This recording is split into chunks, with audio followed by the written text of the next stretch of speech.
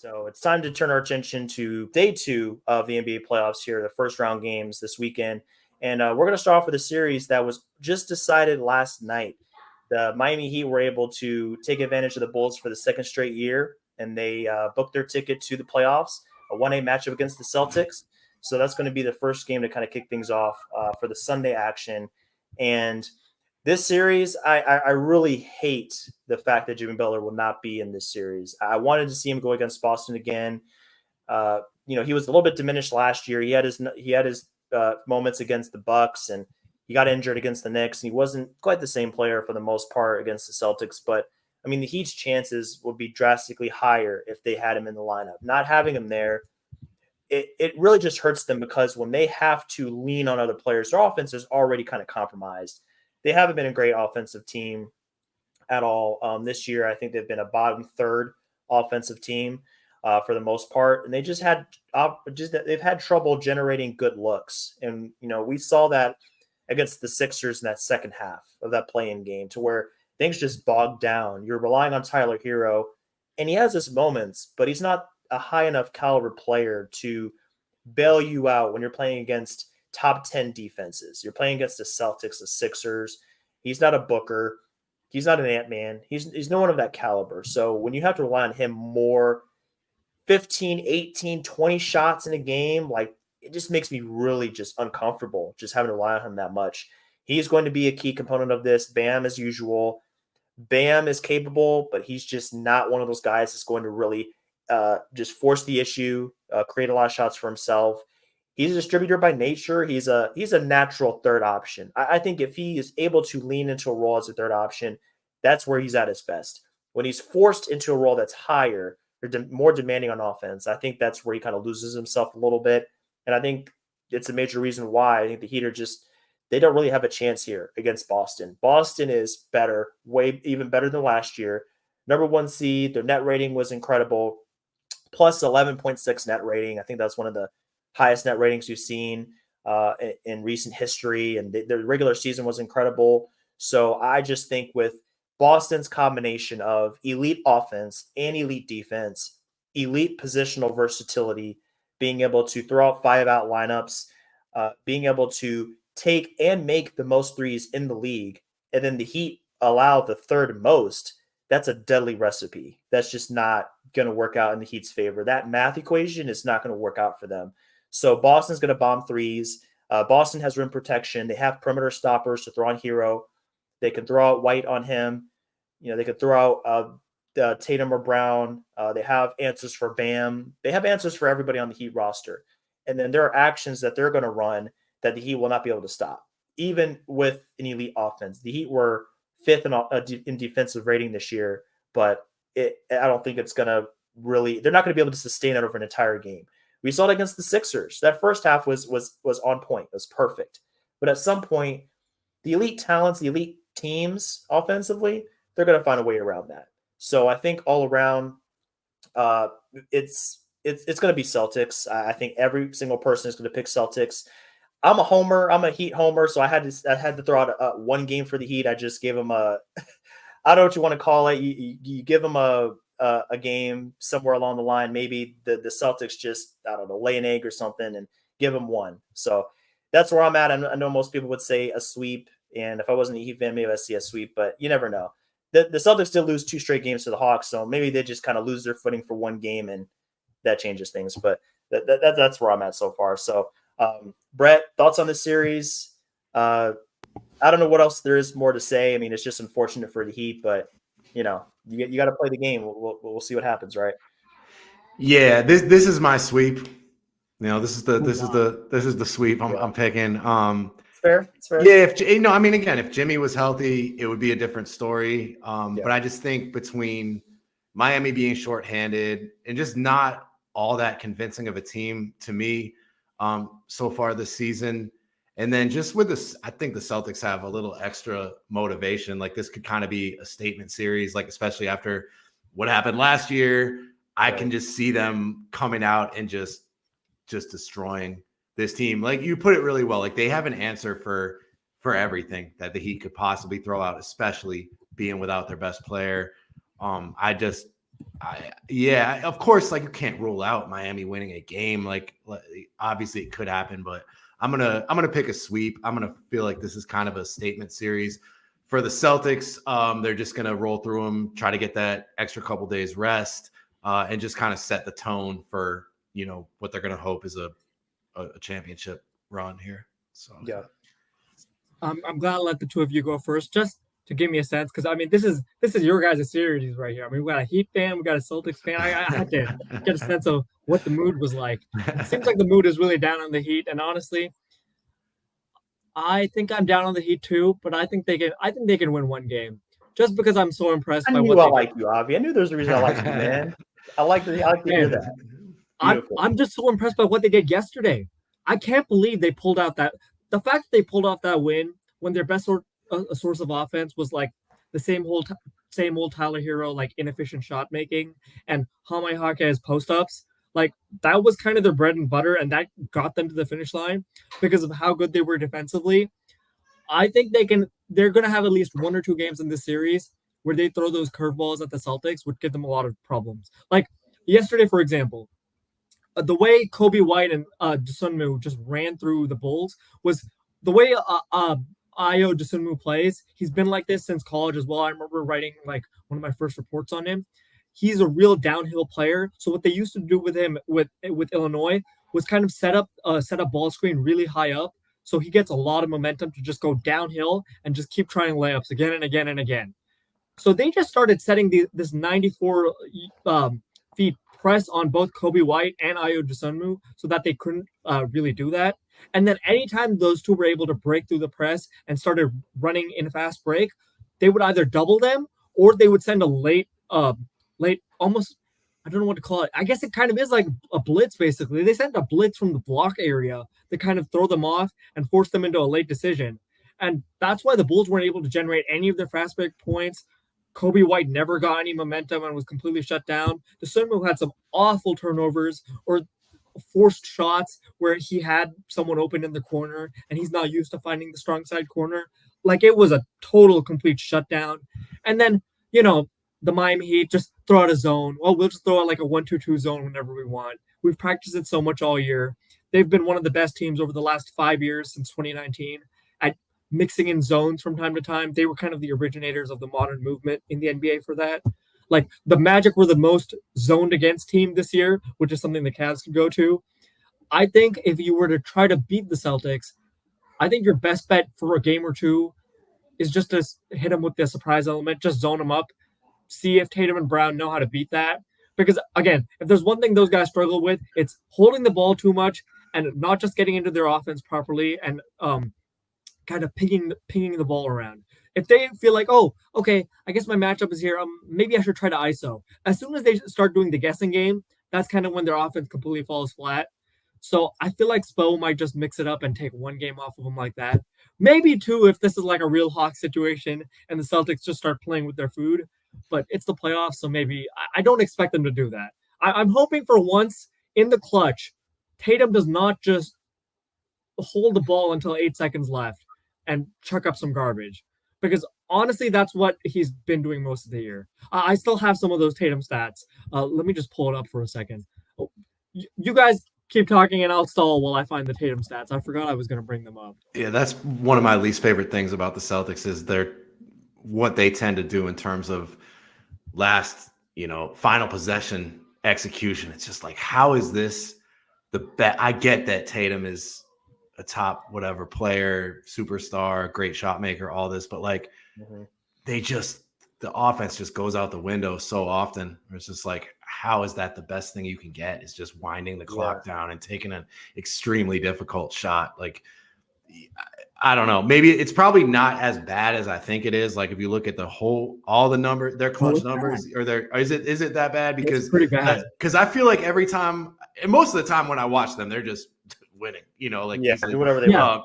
But like those times where they are in that situation where they're like, down 1 or 2 or tied with 6 seconds left or even 20 seconds left, and they just wind it down. It's that is very frustrating to watch. And that's not just this season. I feel like that's gone back a couple of years now where it's just this for a while. Oh God, it's just a terrible shot. Like in any so other annoying. situation in the game, that's a terrible shot.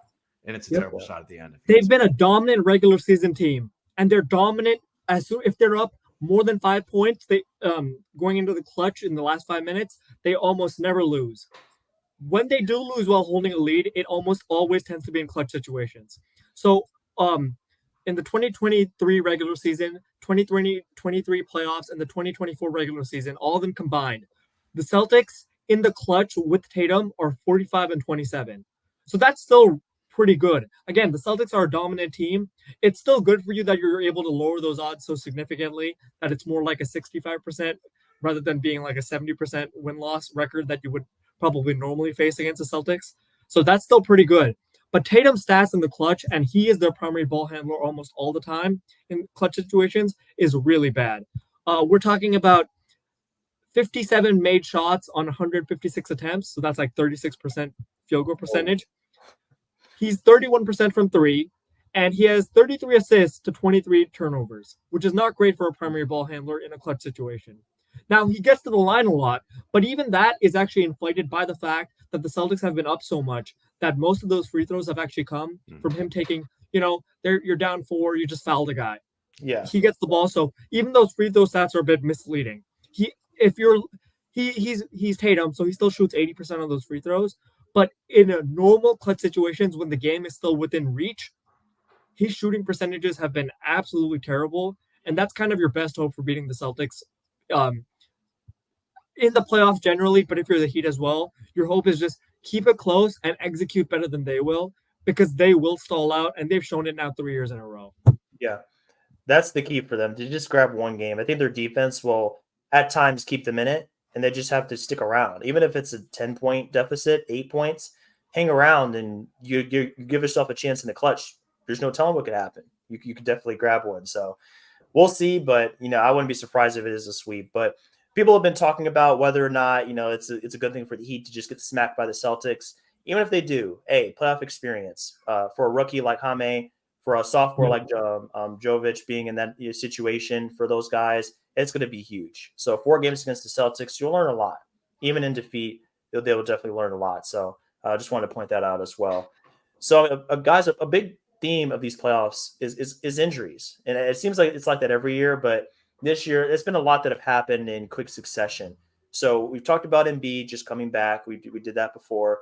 We just talked about Jimmy Butler not being a part of the mix. That's rough. And there's going to be a couple more here we're going to talk about. The first of which is going to be the absence of Kawhi Leonard. At least for tomorrow's game, it doesn't look like he's going to play. That's really unfortunate because the Clippers have been really great in stretches when he does play, and because Kawhi has had problems like this in the past. In the middle of a playoff run, he will get hurt, and it just completely derails the Clippers' chances of being a contender, which really sucks. But looking at this series without him, it's going to be interesting. I think the Clippers still have a lot of pieces to work with. Obviously, if they still have Harden, they still have PG. For them, it's going to be a plus. Norman Powell, we talked about how great he is as a 6-man at length when we had our 6-man pod. So we know how important he is. Zubac is one of the prime, just great rebounder, hustle guys. Great at limiting field goal percentage, the opposition field goal percentage at the rim. So he's going to be super important in that respect.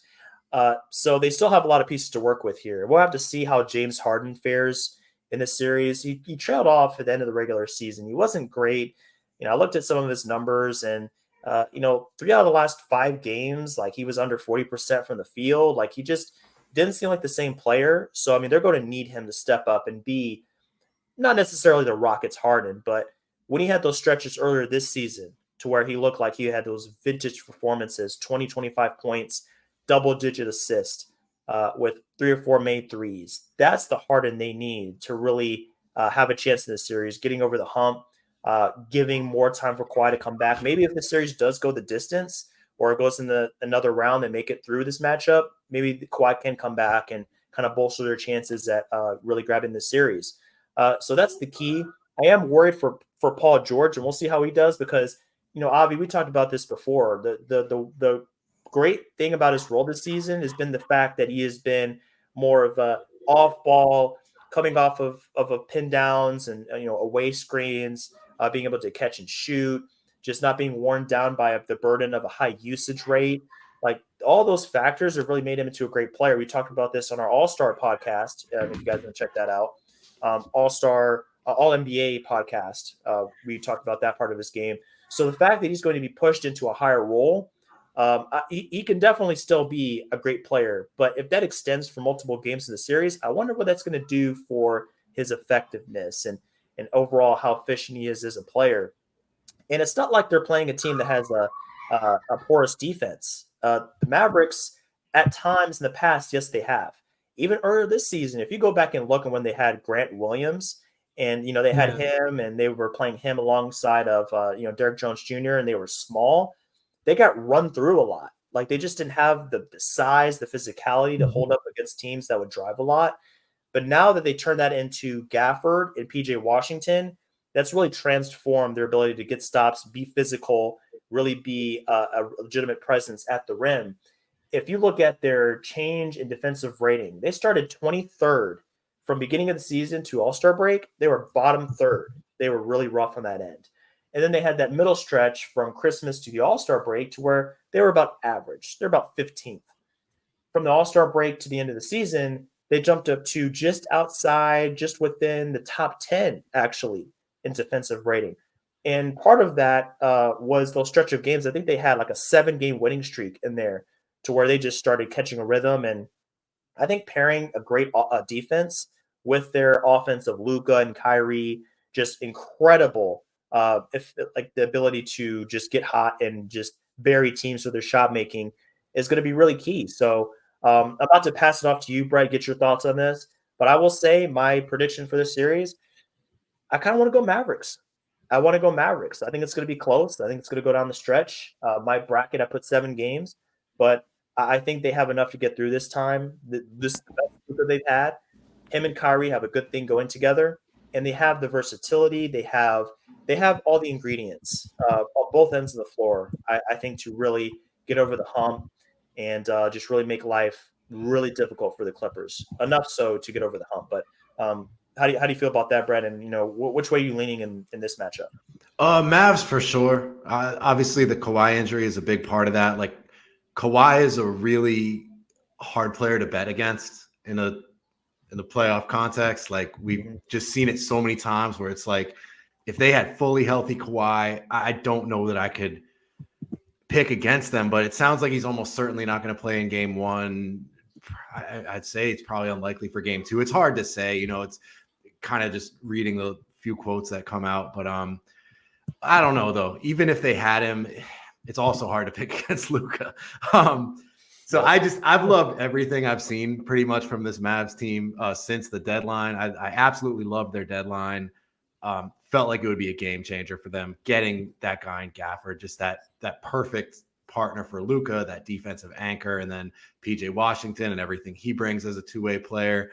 I've really loved everything about them. The Kyrie Luka dynamic, the vibes are really good. I just think they're clearly the better team at this point. If we were talking about this in, December or January, be a different story. The Clippers, I think at that point were clearly the better team, but I'm just going by what I've seen the last couple of months. And I just think the Mavs are better. I think Luka's primed for a serious run here. I mean, I think he's as good of an offensive player as there is in this league. I'm not going to say he's better than Jokic, but I think they're in the same tier as offensive players.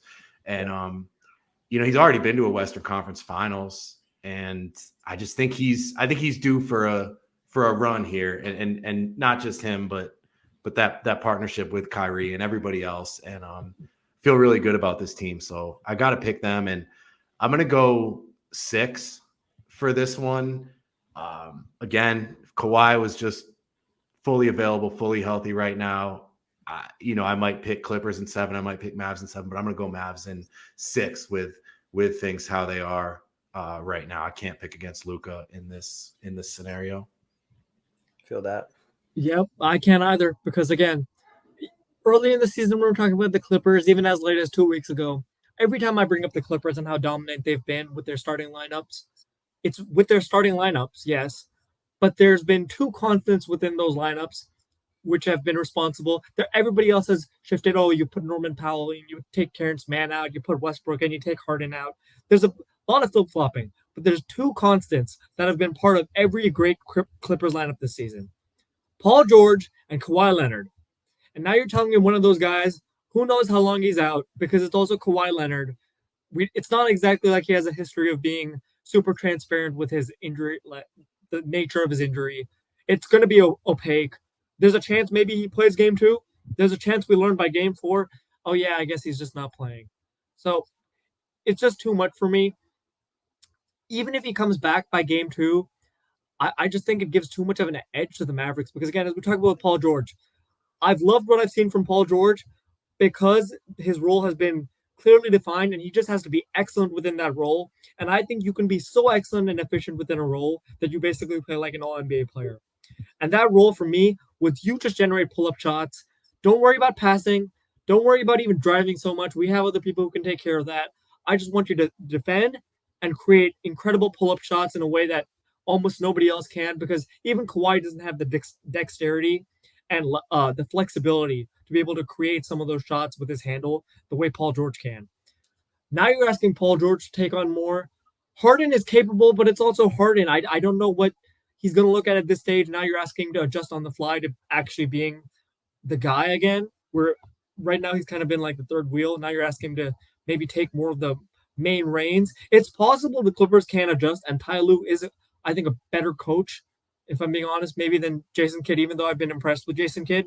I think I would trust Ty Lue to schematically throw more things at Luka and take advantage of the fact that the Mavs run more of a your turn, my turn offense. But it's just so much easier for me to pick Mavs in 6.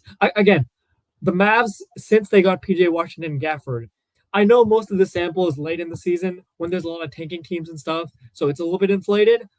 But with Luka, Kyrie, Derek Jones Jr., PJ Washington, and Daniel Gafford, that 5-man lineup in 377 possessions is plus 16 per 100 possessions. Like, they've just been running through people. And Dante Exum has been great off the bench. They had that really convincing win like a month ago against the Nuggets, which was kind of a proof of concept, where they really limited their rotation to their main 5 guys, Lively, Kleba, Exum, and Tim Hardaway Jr. coming off the bench.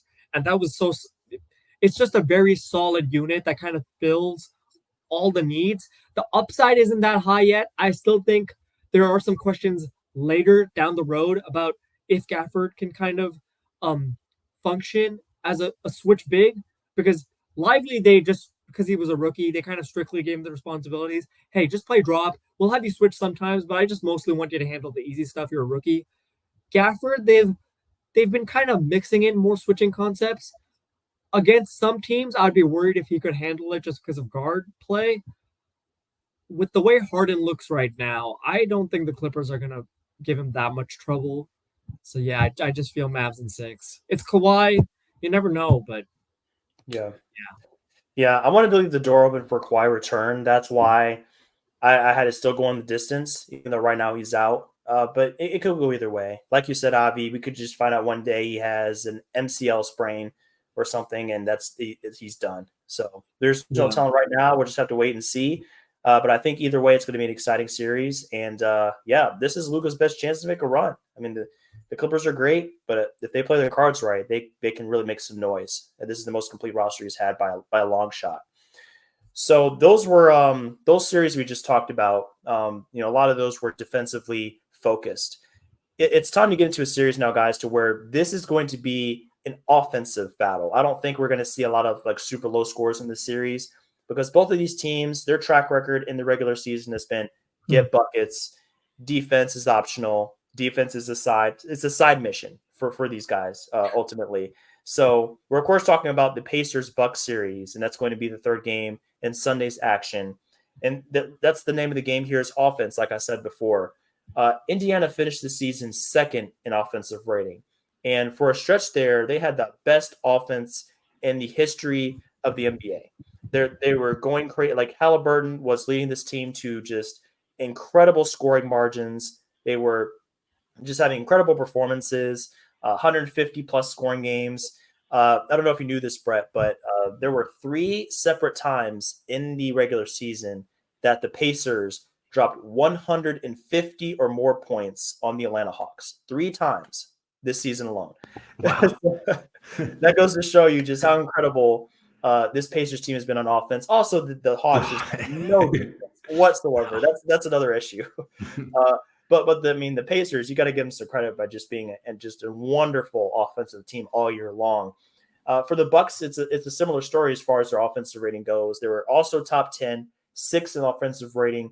That's going to happen when you have Giannis and Dame Dollar on the same team. Both of these guys are pretty potent in that regard. But speaking of Giannis, guys, it doesn't look like he's going to be a part of at least this first round for Milwaukee.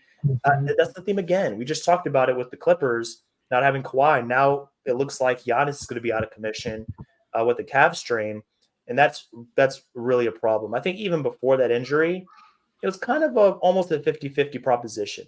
Yeah. Now that he's not in the fold, we're talking about a top 3, 4 NBA player. I don't see it. I mean, I've had my doubts about Milwaukee pretty much all year long. Dame is not enough, especially since this is not all NBA first team Dame that we saw like last year or years past. I mean, I didn't even have him on my all NBA team this season. Avi did not. I don't know if you would, Brett, but he hasn't been that player this season. So you look at what he's done, what he could do.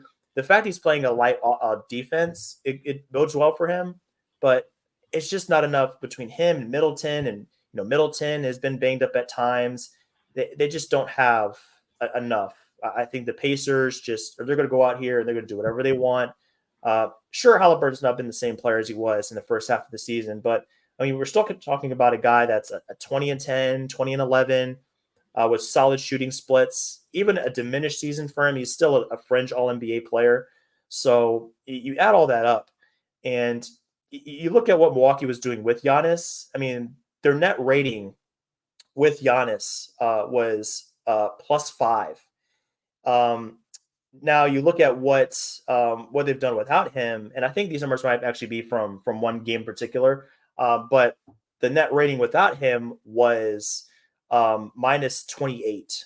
So if you look at a split like that, what they do with and without him, it's kind of a similar story as the Sixers go through not having Embiid in the lineup.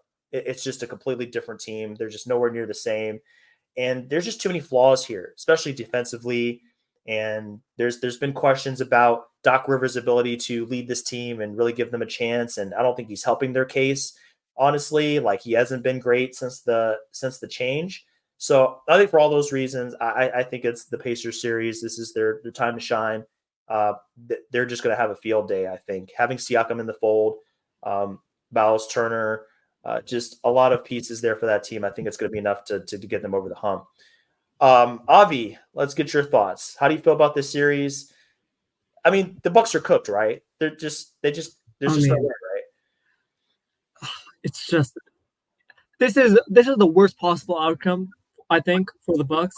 I think their hope would have been maybe we get to face Orlando just because, hey, maybe we can do some of that paint protection stuff that the Cavs are doing. Hey, Brooke, you just wall up the paint, and Lillard, you just kind of find something out. Maybe we can win a 7-game series, and then Giannis will be back. Now you're playing against the team that pushes the pace more than anybody else. You have this old, slow roster. You lost 4 or 5 against the Pacers. And, oh, yeah, what was that one game you won? Wait, let me think. Oh, right, that's the one where Giannis had 64, and now he's not playing. It's really hard for me to see any hope at all with this team. We already talked last week about how, like, the magnitude of flaws that this team has. And, oh, wow, Patrick Beverley covered up a hole. Well, now there's this huge, gaping, 7-foot, 265-pound hole that nobody can fill. The roster is still old and slow. Lillard might be able to win them a game or two, I think, just because I think Lillard without Giannis, when he's just given all the touches, still can show you some of that prime Lillard. But also, he's hurt too, right? His adductor, he's complaining about that being a problem. I think his Achilles is bothering him too. Like, they're all banged up right now.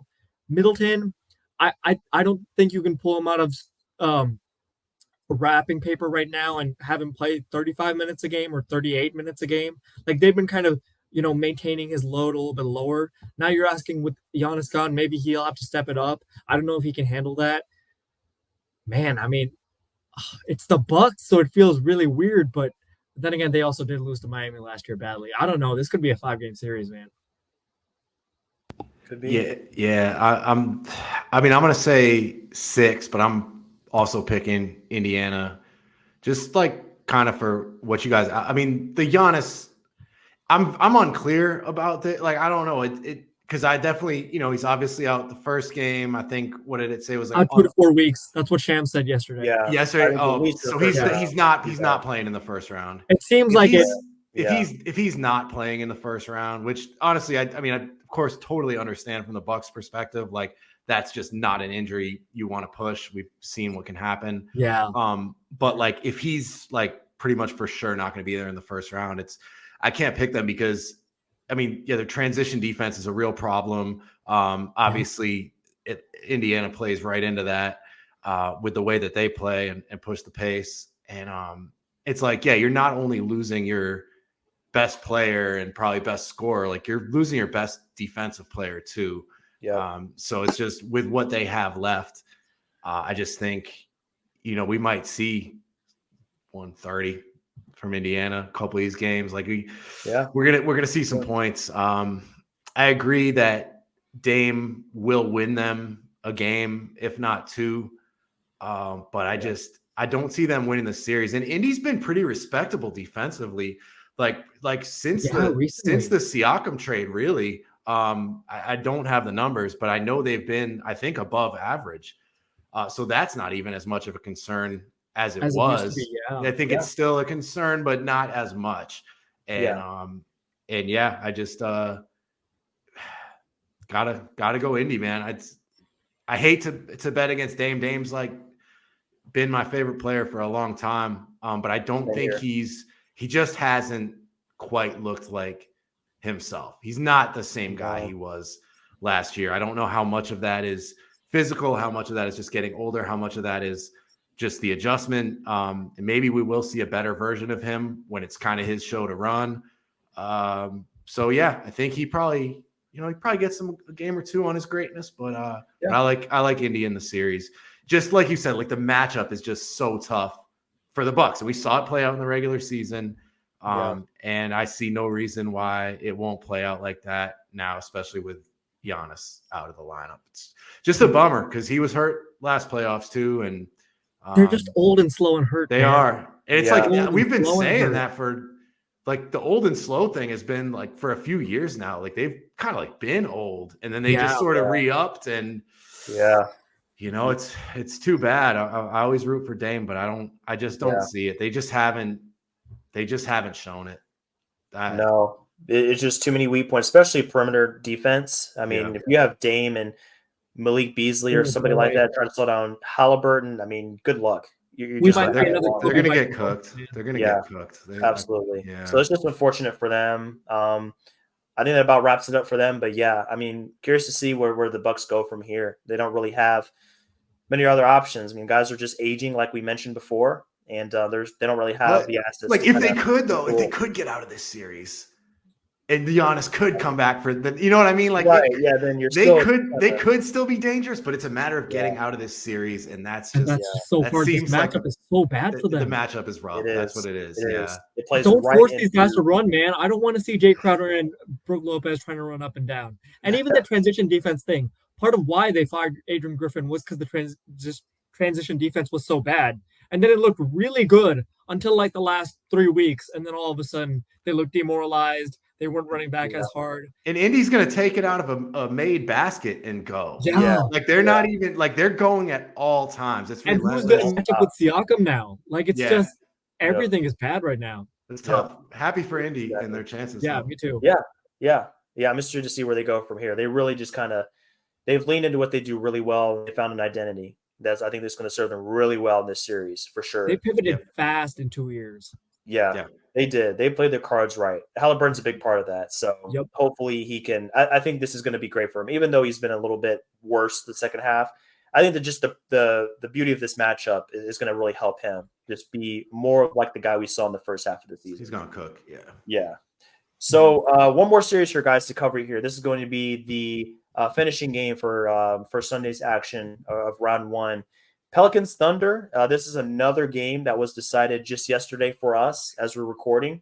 The Pelicans did defeat the Kings, sent them packing. So it's going to be Pelicans Thunder. It's going to be an interesting matchup here. I'm looking forward to this. Again, guys, injury issues. No Zion. I was so bummed to see him go down in that game. I mean, they had the Lakers on the ropes. The Lakers didn't know what to do. Zion was coming at them full bore, wrecking ball in the paint, 40 points. Probably the best game I think I've ever seen him play in the NBA. I mean, he was unstoppable, just by all accounts. It's too good. Just too good. And you throw him out of the lineup, he leaves with the hamstring injury. He's out for several weeks. So now it's like, okay, how do we pick up the pieces? How do we at least give ourselves a chance here? The bright spot for the Pelicans has got to be their depth here. That's what they been leaning into this season. The fact that they have Trey Murphy on this roster and Herb Jones, I mean, these guys are awesome. Gotta love what we've seen from them, particularly Herb Jones and his improvement as a shooter. I mean, being a 40+% shooter, I didn't have that on my bingo book for this season. Didn't see that happening. So for him, just that offensive jump. Trey Murphy, I mean, he's becoming a deep shooter, a guy that could pull up from almost 30 feet and really make the defense pay. That's super encouraging as well. The big man duo of Valanciunas and Larry Nance definitely had some bright spots in that matchup against the Kings, that play-in game. So they're going to be able to look to them to continue to just be strong on the boards, which is a weak point of the Thunder. This entire season, they have not been a strong rebounding team. Part of that is just their personnel. I mean, you have Chet Mette in the middle. They don't have a huge lineup per se. So that is something that maybe the Pelicans can exploit a little bit, give themselves a little bit of an edge in that regard. But I think a key player I'm looking for here, I mean, it's going to be two, obviously, for the Pelicans. Brandon Ingram has to show up again. CJ McCollum has to show up again. Yeah. CJ McCollum had a great closing stretch of the regular season. He looked fantastic. And then in that first playing game, we just didn't have it for whatever reason. Didn't go well against the Lakers. So they will lean heavily on those two guys to help compensate for the absence of Zion. And we'll see what they can do here. But it's not going to be easy because the Thunder, man, have they been awesome. They're awesome on both ends. But you look at their defensive personnel, they just come at you in waves. Hey, it's Shea one possession. It's Dort the next possession. It's J-Dub. It's Case and Wallace. It's even Chet switching out on guards and wings. I mean, so many different options they can go to. I think the versatility here, the balance they have as a roster and offense and defense, it's going to pretty easily kind of take them over the top, at least in my eyes, as far as winning this series. You have the best player in this series in Shea. There isn't really a good way to slow him down, even with the great wing defenders that the Pelicans have. I mean, you might force him into some tough moments, sure. But if you have Shea, you have J-Dub, you have Chet, you have the spacing that these guys have. You have the outside in, inside out game that they have, ability to put so much pressure on the basket and then work that into good quality shots, efficient shots. And they usually knock these down. They're a very efficient 3-point shooting team. All those factors together, I think, makes a compelling case for the Thunder to come out of this. I think the only question is the number of games. I'm somewhere between 5 and 6. I'm not quite sure yet. But the Thunder are just so well-rounded. I think that's just the key that I keep coming back to. The balance, the cohesion, the star power that they have. Even with this youth that they have on this roster, I mean, they've shown an ability to overcome that already. There aren't many young teams that can be the number one seed in the Western Conference. So we'll see, how they kind of deal with the adversity that inevitably comes their way. But by all accounts, they've passed every challenge that's come their way this season. I think that's going to continue in this series. So the Thunder, I think, are going to take this one. And I think, I can't remember my bracket. I don't have it in front of me, but it was 5 or 6. That's where I stand right now. So was that before the Zion injury, or it was after? Okay, yeah, after. It was after. Yeah. So Avi, I know we've talked a lot about the Thunder, a lot about Chet and what he does for this team. Do you also have them winning this round? And if so, how many games? this is very canon of me, right? This is very much in character. This is my sweep. This is my sweep. I think OKC is going to sweep this. I was just looking at it. I mean, they won 4 of the 5 in the regular season, and the only one they really lost required a mammoth offensive rebounding performance from the Pelicans, where they generated 22 offensive rebounds to only 6 for OKC, and a lot of that was because they were able to. Zion was just destroying them on the offensive glass, and that was kind of their one win. And he's not there. Larry Nance is great. Valanciunas is so and so. It's just, I don't know what they can really do with that. I mean, it's going to be a really tough matchup for them. Again, they've lost 4 of the last 5 if you include last year's play-in and the game, the last regular season before then too. Like it's been like a solid year plus since the Pelicans have been able to generate any consistent traction against this team. The graph for the Thunder has just gone up, while the Pelicans have only incrementally gone up since then. It's crazy how different the lineup feels 1 year later compared to where this was at last year in the play-in, or even last year around the trade deadline.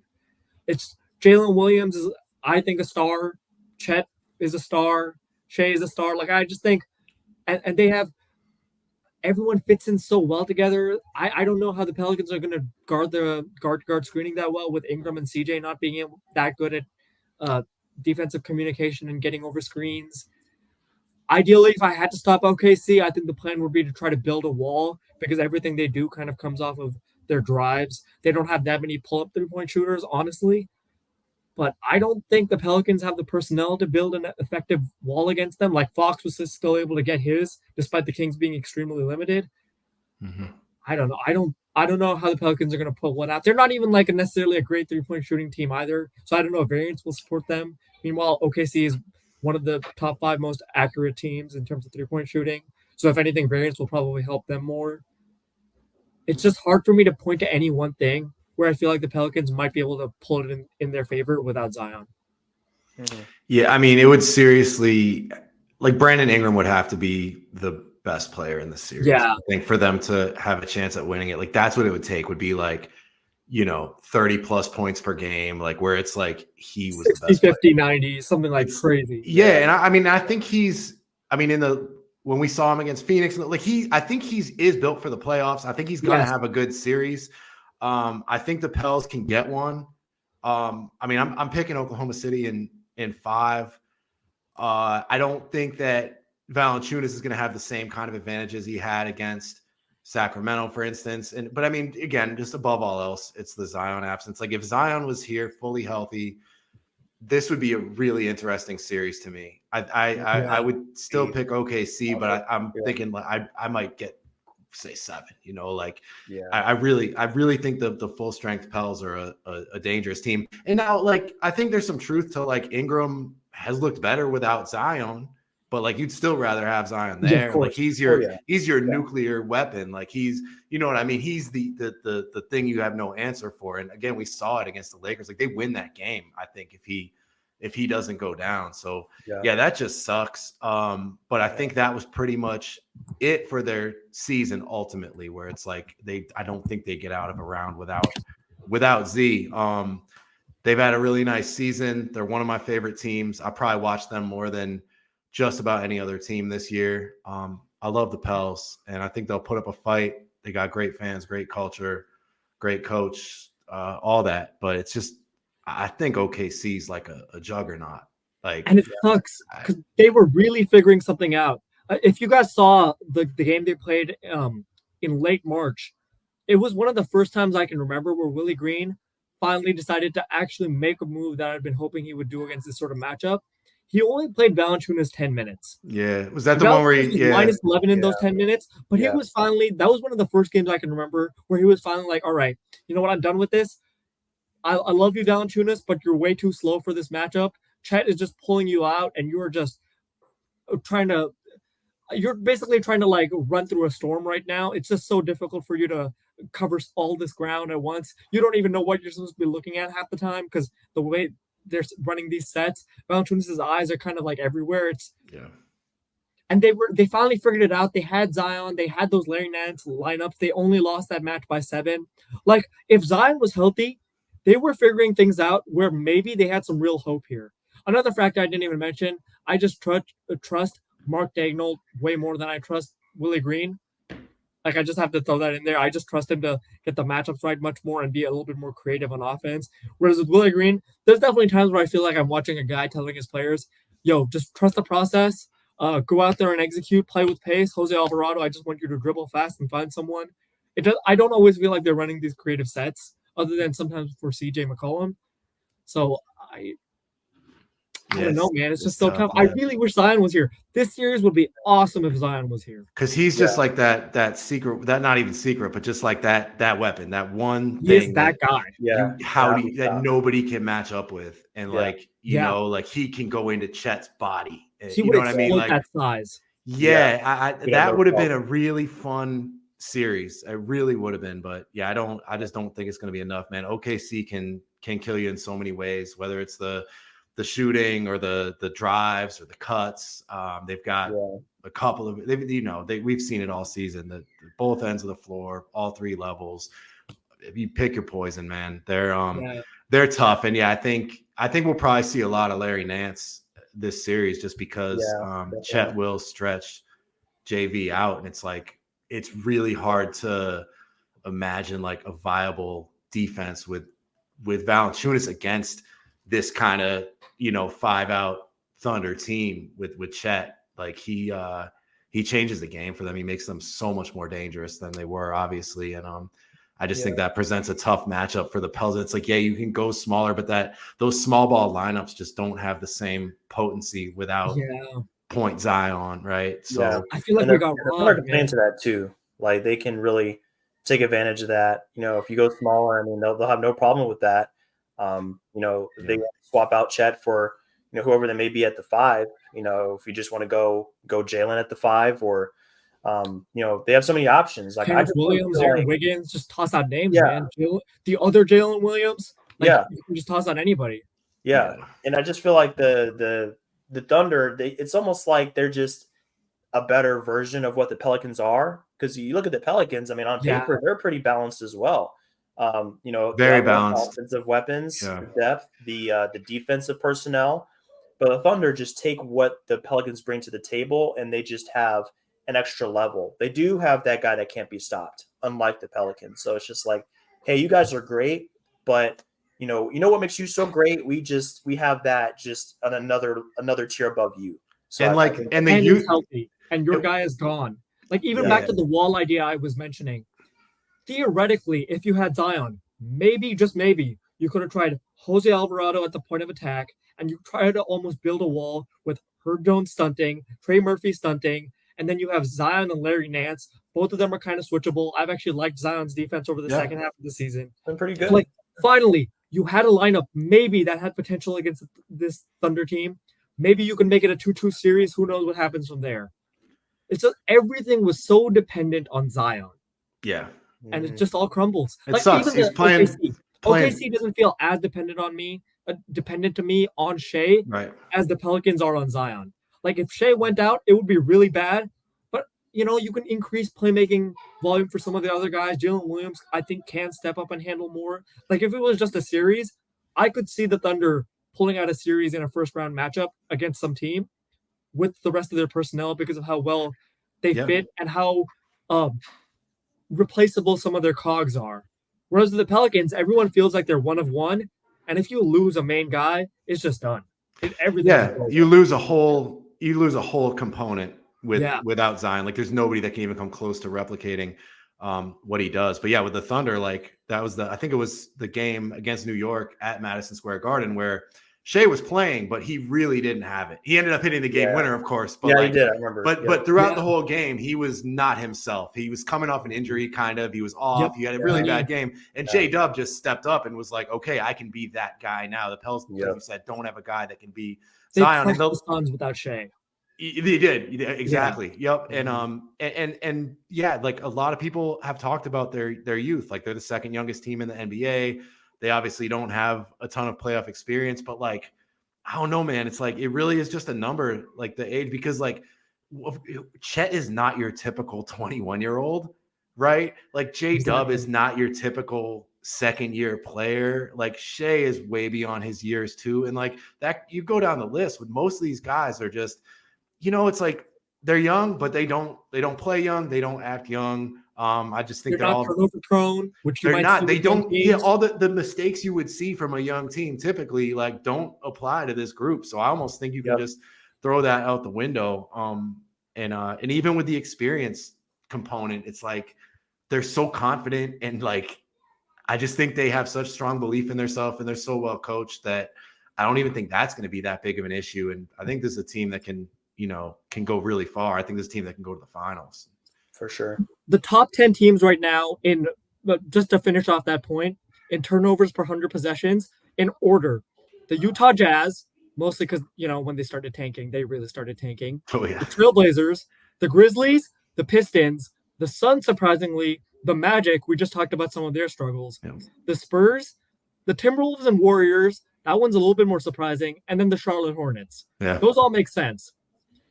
OKC is in the bottom 5.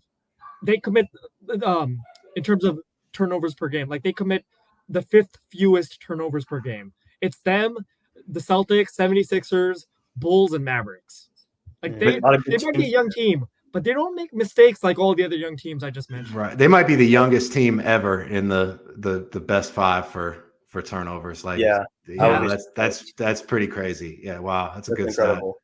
Yeah. So overall, I mean, this team is going to be, I can't wait to see where they go from here. Just with their youth. I mean, imagine if these guys even make the conference finals in their youth. I mean, it's something that you almost never see.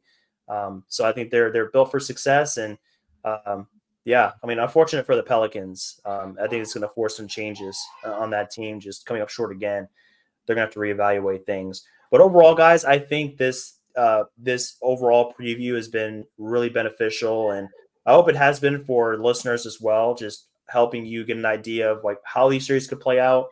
This is the playoffs, so nothing is for sure. Anything can happen. But overall, I think this slate is going to be very exciting. Even with the injuries, there are some key matchups here that could go either way and are going to be super interesting.